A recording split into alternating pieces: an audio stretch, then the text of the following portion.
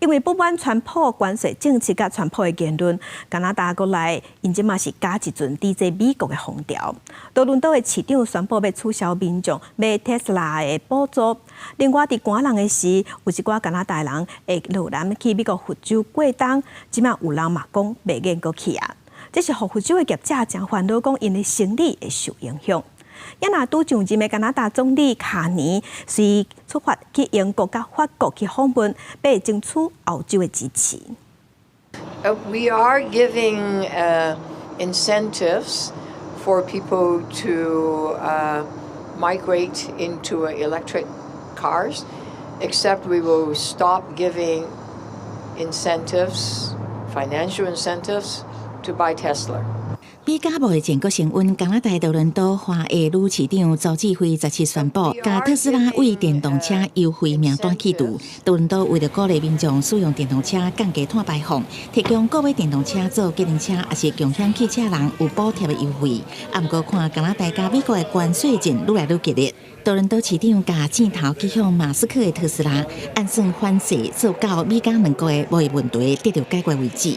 另外，美国加征收关税嘛冲击加拿大经济，互加倍变波，也有可能降低选了族去佛州度假意愿。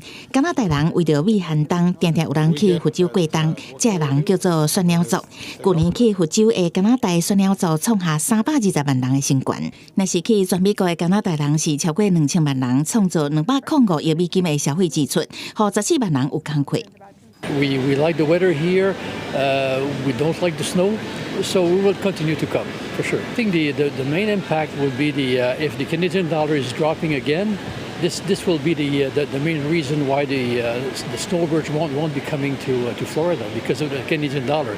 It's pretty bad now, and I think that it's one of the reasons why some people are not coming. And they love Hollywood, and for years and years they come down here and they spend a lot of money with us, so we are concerned. 川普目前已经对加拿大的钢价、阿鲁米扣25%的税，佮威胁茶甲年制品要扣更加侪税，而且真侪改革加拿大叫做美国的第51州，甲因降级，互加拿大人真反感。因伊拒绝买美国货，取消特斯拉优惠，到拒绝去美国佚佗，透过行动展现团结的力量。新总理卡尼嘛，伫上任了后，随去法国、英国访问，强调可靠的盟友的重要性。我表明美国总统川普必须先停止对加拿大无尊重的言论，两国才会当就未来关系展开会谈。公司新闻詹慧敏编译。